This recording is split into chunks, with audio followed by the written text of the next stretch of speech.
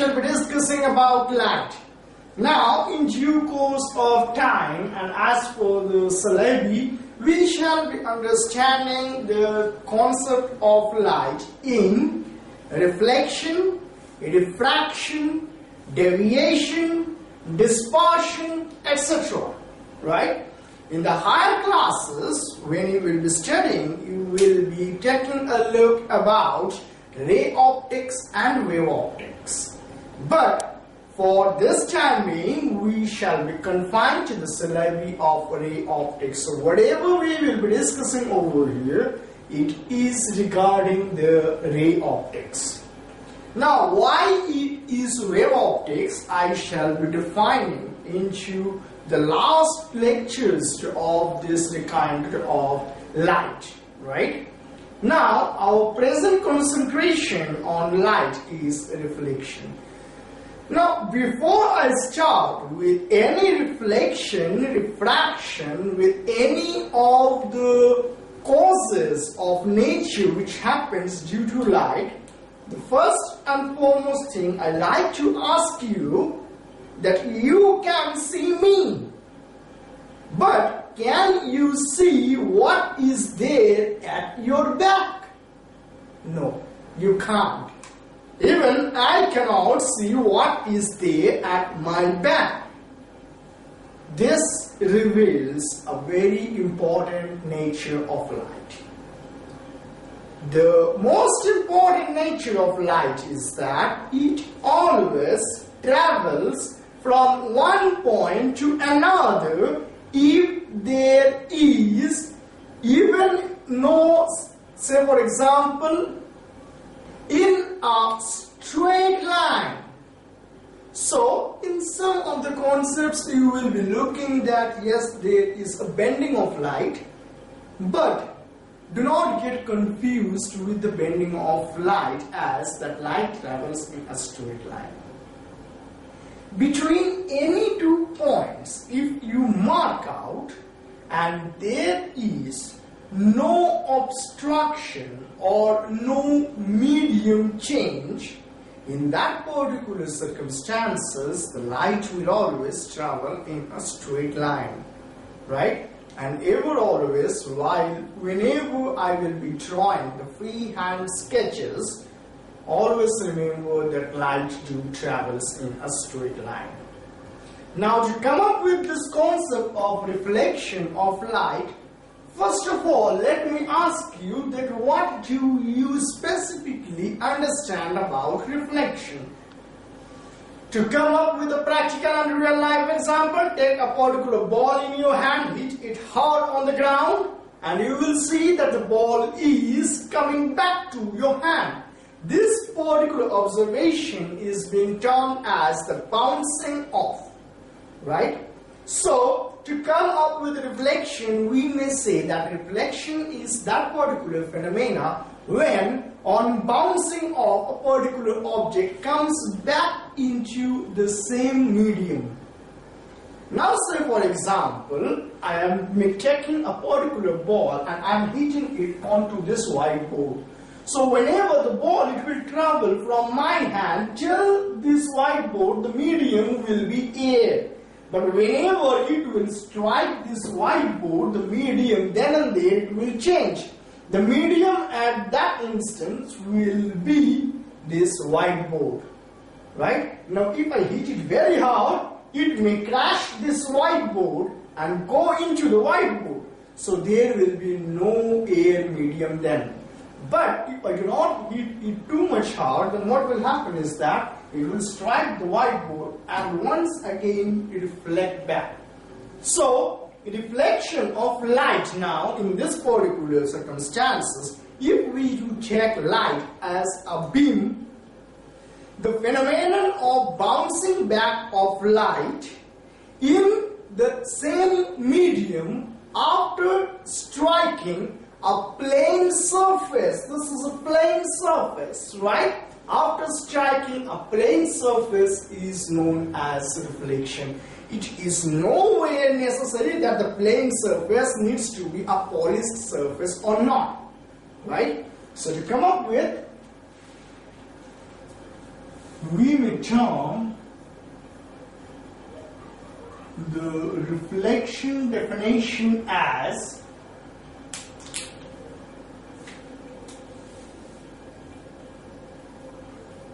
phenomenon of bouncing back of light into the same medium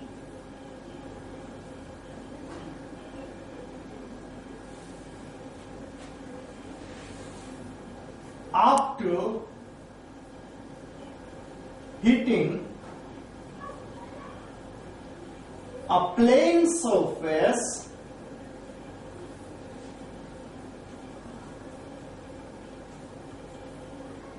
is known as reflection.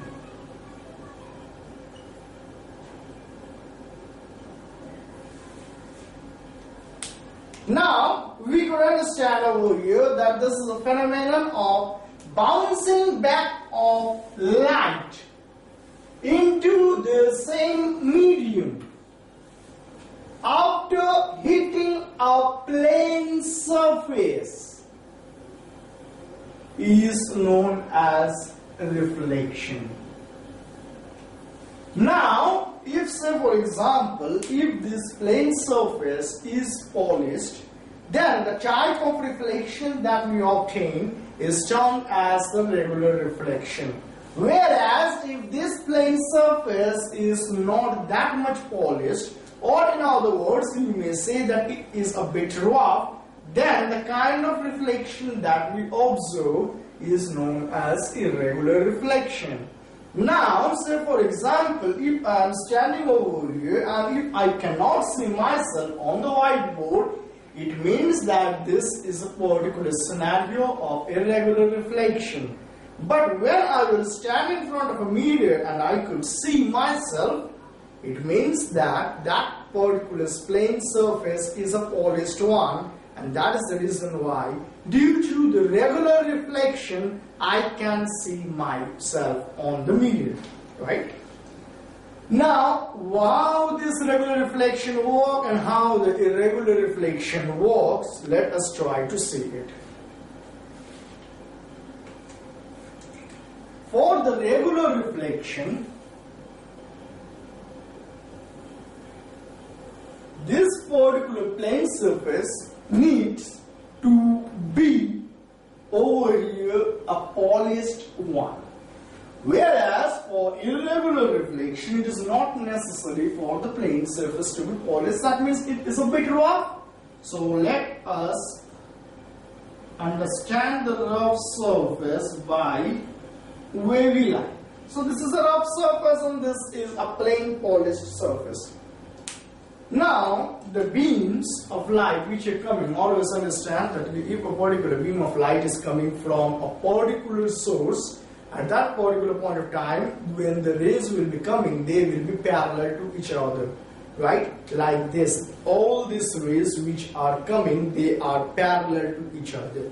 So likewise over here, if we do understand that this is a ray which is coming, this is another ray which is coming. So after reflection, they will also again be parallel to each other.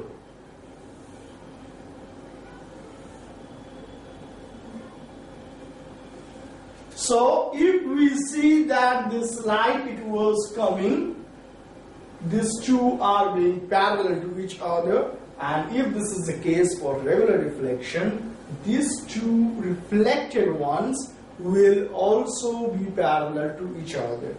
Whereas for this scenario of irregular reflection, say for example, a particular beam of light is hitting over here and another particular beam of light is hitting over here. So these two particular rays, they are parallel to each other. But when they will get reflected, you may see this is the particular one and the other one as being like this. So now these two rays, they are not parallel to each other. So whenever we will be discussing about light, we will be discussing about the rays. The rays are those which we draw it likewise, right? So these are these two rays, they are rays, these are also rays and these are also rays, right? Now, before reflection, whenever it is coming, we will be terming it as incident ray, and after reflection, whatever we are getting, they are known as the reflected rays. Over here, we can understand that all these red lines, they are the incident rays, whereas these black lines, they are the reflected rays, right? So, this is a particular phenomena which we know it as irregular reflection, and this is irregular reflection.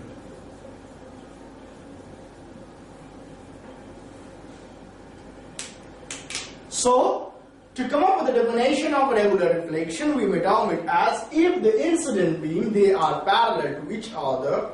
On reflecting, the reflected rays, they are also parallel to each other. We term it as a regular reflection. But if if these two reflected rays are not parallel to each other, we term it as the irregular reflection, right? Now, how to form a regular polished reflection? Say for example, take a particular glass, you observe that one side is smooth. But to understand, if you take this particular glass slab, it may happen, say, let us take the glass slab of thickness this much. Now it may happen that the light which is incident on it, it may also pass through this glass. Why? Say for example, you are being on a car and that car is traveling, it is raining heavily outside, you just closed all the window panes over there, but still you can see the road. Which means what? The light beam, they were coming from outside and they are now entering the car, right? Also you can see your own face on the glass pane as well. So this passing of light, we shall be discussing it into the refraction concept, but the bouncing back of light, as we know that it is a reflection, so we are interested right now in the reflection part. Now, to make this particular as a polished surface, what we need to do is that we need to coat one of its surface. So, this particular lines, this hashed one by this red, is known as coating.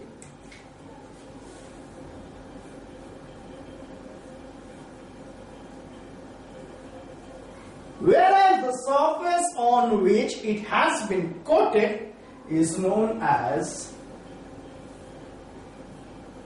the silvered surface.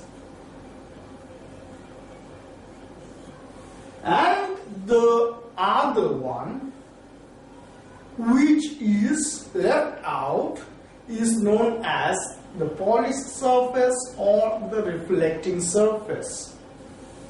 So this surface is known as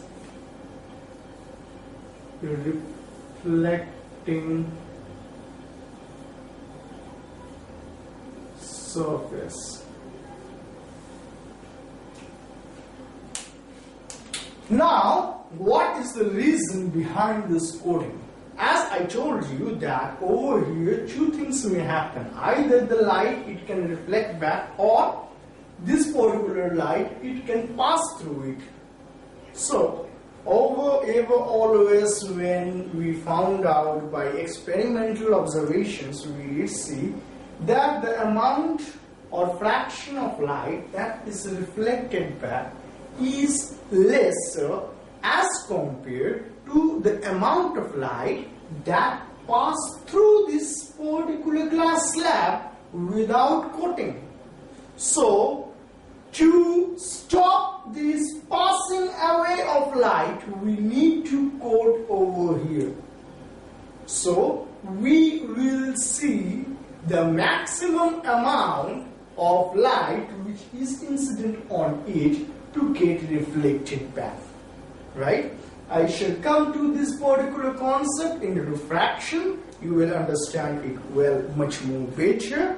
And also over when we will be discussing that this particular glass slab needs to be of very little thickness so as to obtain a particular picture or an image, to be precise, a good one.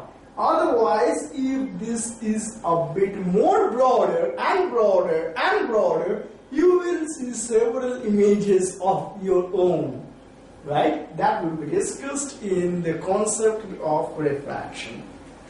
Now, as we see that these are the particular things which are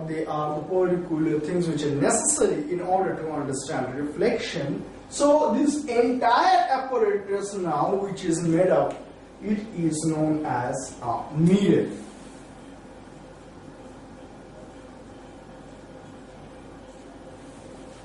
Right? Now, let us take a look about the things. Say, for example, take the concept that this is now a mirror or a plain polished surface, this particular one, and there is one incident ray being denoted by this red line, or the particular light which is hitting the surface, and after reflection we observe that these black lines, they are going back or bouncing off into the same medium, means over here.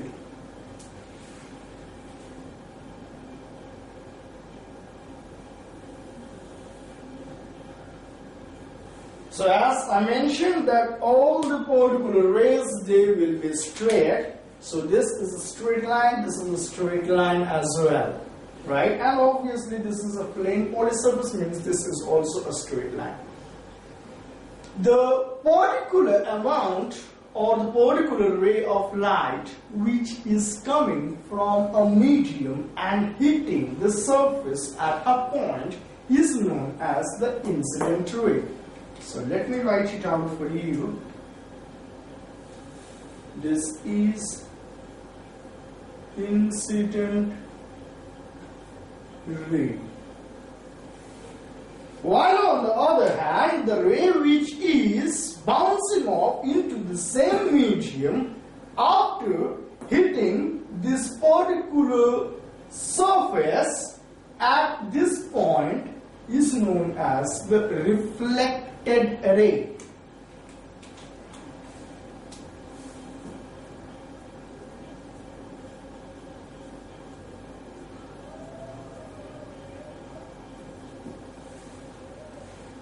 And at this particular point, if you take, say for example, the point as P, and if you take any point on this particular incident ray as M, and any particular point on the reflected ray as N, or say C,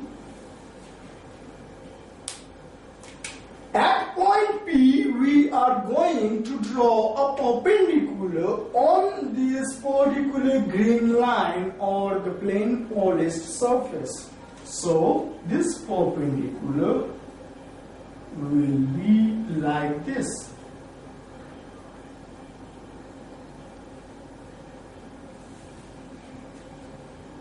The perpendicular at the point of hitting of the incident ray on the surface to that of the surface is known as the normal. So we term this one as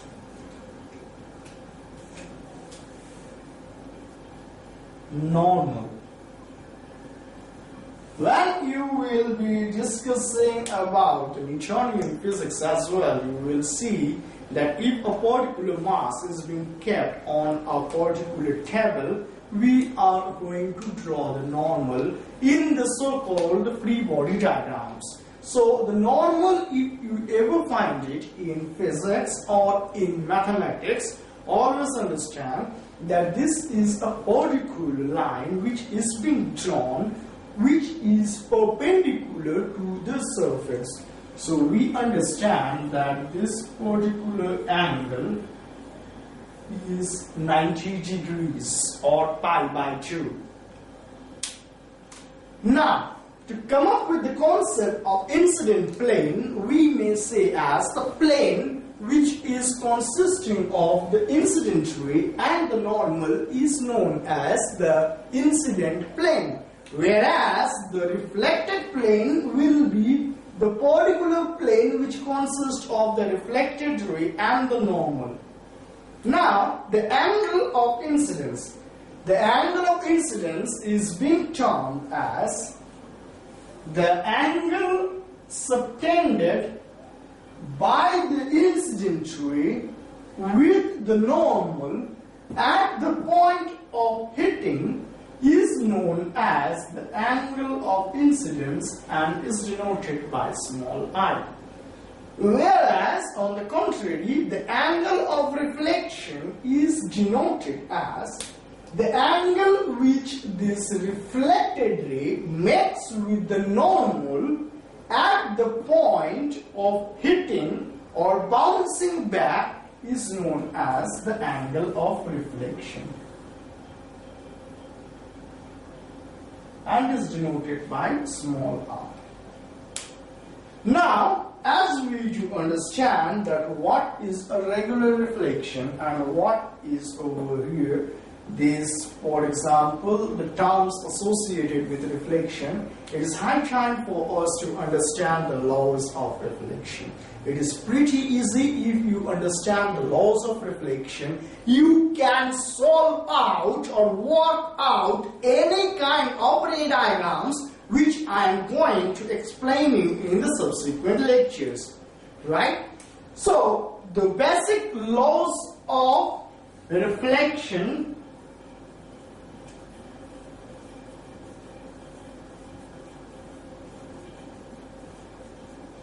are, there are two laws and all hold good for regular reflection.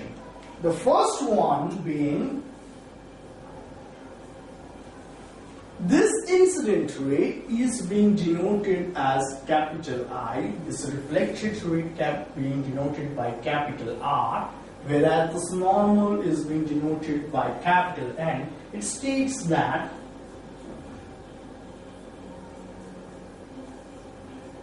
the incident ray, the normal and the reflected ray all lie on the same plane.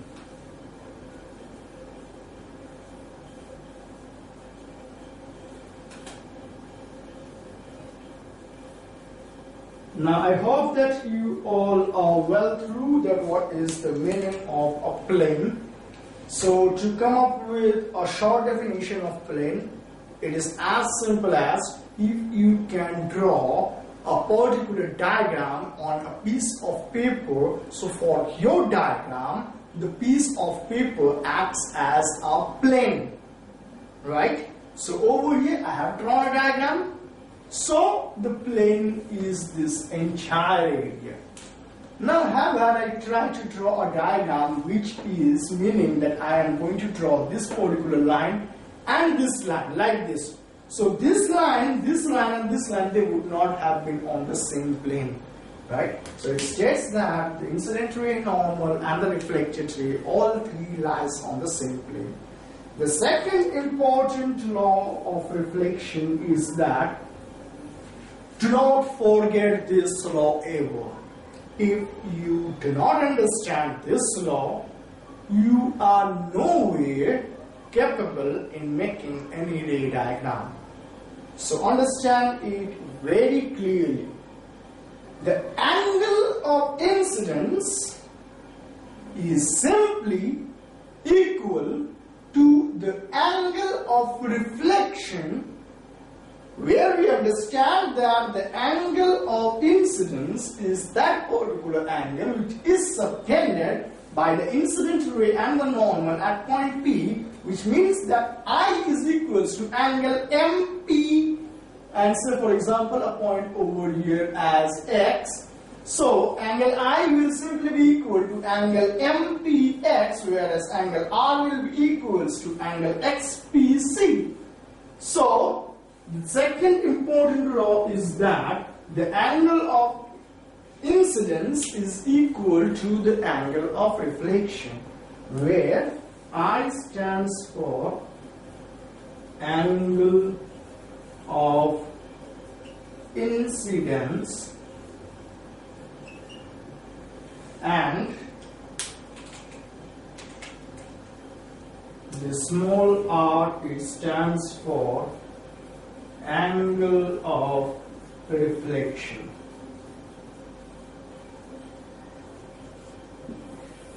Right? So if you get at any point where the reflection is happening, try to find out that what is the surface. Do not try to go for the initial incident ray or the reflected ray. No. Just try to see that where is the point where the incident ray is hitting the surface and how the surface exactly looks like. Your first point will be that. Second thing to find out is that draw a perpendicular line to that surface, which means that draw a normal, right? The third thing will be to calculate or to find out this angle of incidence, and whatever it will be, try to put a protector and make that particular angle and draw a line joining these 2 points. So whatever the line you will be getting is known as the reflected ray. Now in due course of time in reflection, we shall be discussing about the reflection which happens due to plane mirror like this particular one, and the reflections which occur due to spherical mirrors. At the spherical surfaces, the surfaces would not be straight like that. But say for example, if I ask you to draw a normal on a circle, you will simply understand that I am going to ask you to draw a radius, right? So you can draw the normal to a particular plane surface making 90 degree. So let me write it out for you. How to find normal.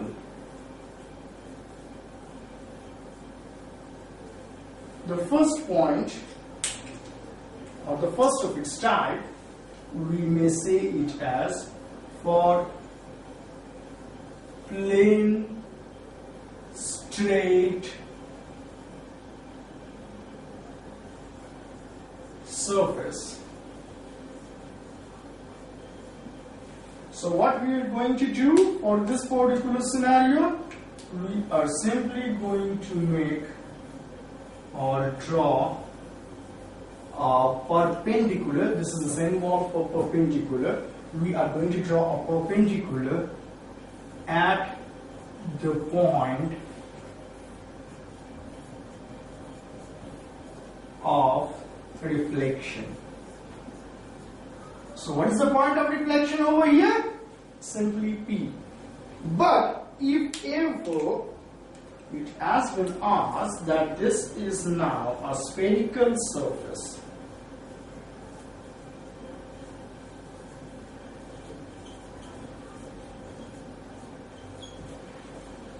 the spherical surface means it looks something like this. This is not a straight line, it is a spherical surface. Now, the spherical surface means that it is somewhere related to a sphere. And all the sphere, if we see it on a plane, if we try to draw a sphere, because this is a three-dimensional figure, we are trying to draw it on a particular plane, we shall be simply drawing a circle. So, the spherical surface, this particular part will simply be a particular part on this particular sphere.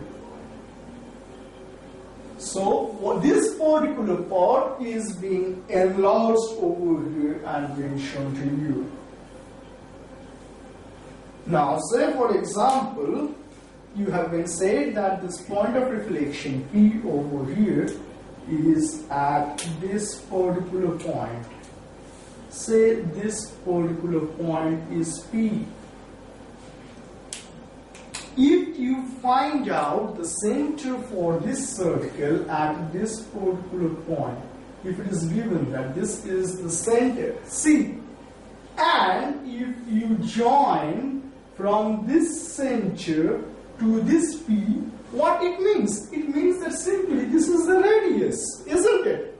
So, if you are going to join, or if you are going to make the radius, it will be the normal at this point of reflection. Because we know that the radius of a circle at any of its circumscribed point, or say for example any of the point which is lying on the circle itself, is making a 90 degree with that particular point of pi by 2. So, for a particular spherical surface, we are going to draw the radius from the center, and this particular center for this kind of spherical surfaces we term it as the center of curvature.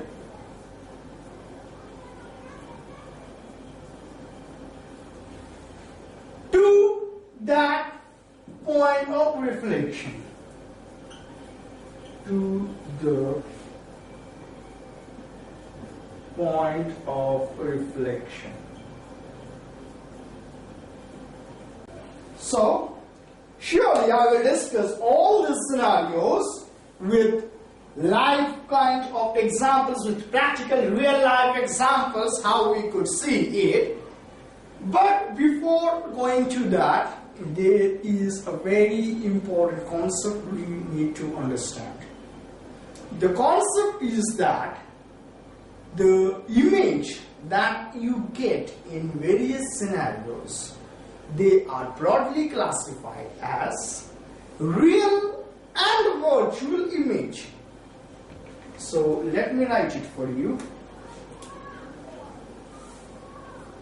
Real